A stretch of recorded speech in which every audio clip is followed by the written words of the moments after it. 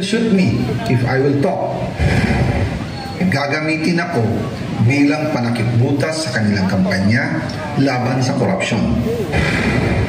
Hindi na ako mananahimik, ilalabas ko ang lahat ng katotohanan. May resibo, may ebidensya, at may pangalan.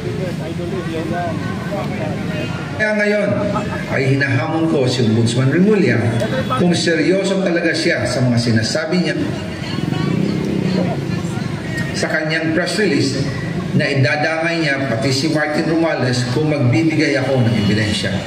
Patunayan niya ngayon ang pronouncement niya. Imbestigahan niya ang fraternity Brad at ang kanyang kaibigan na si Speaker Martin Romualdez kung talagang tutupad siya sa tungkulin niya. Imbestigahan din niya si President Bongbong Marcos. Sabi nga ni BBM nung SONA, let's do it right at mahiya naman kayo, hindi po ba? Nananawagan din po ako sa Senado na imbestigahan ang 100 billion insertion ni Presidente. Alam ko po na hindi gagawin ni Ombudsman Remulla ang hamon ko. Pero magaling ang Senado sa investigasyon at ako ay naniniwala na dahil sa kanila, lalabas ang katotohanan. Yung pong listahan ng mga projects, ilalabas ko din kasama ng video na ito. Dahil dito, mas lalong darami ang ipafile na kaso sa akin.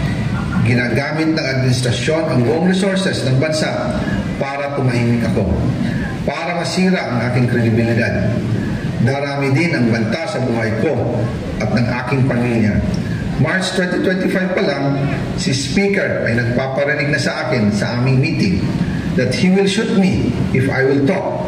At pagkatapos niyang sabihin sa akin in a phone call na don't come home, we will take care of you, tumawag ulit si Speaker Martin at sinabihan niya ako na pag umuwi ako will be dangerous.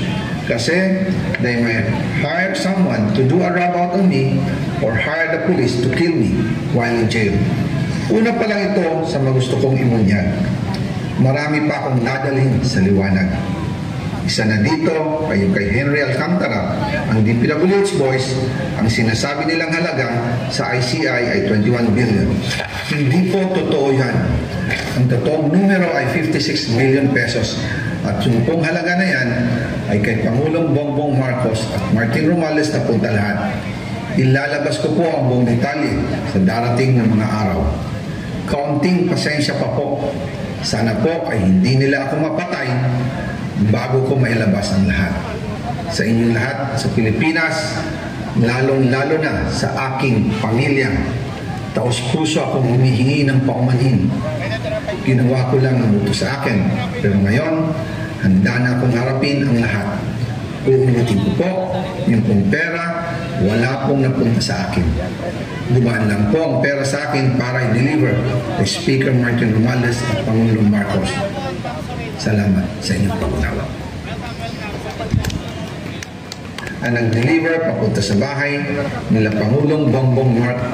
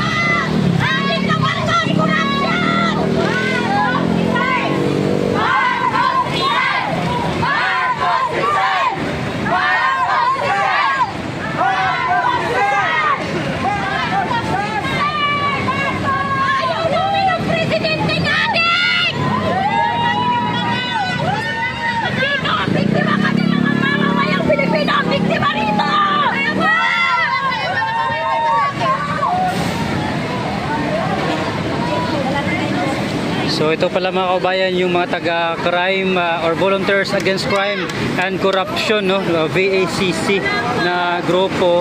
At nandito po sila ngayon sa may Calao, Corner Taft Avenue para ano rin mga kababayan, pakita ng suporta na labanan itong korupsyon, no? Nandito na po si Ma'am Vivian Velez.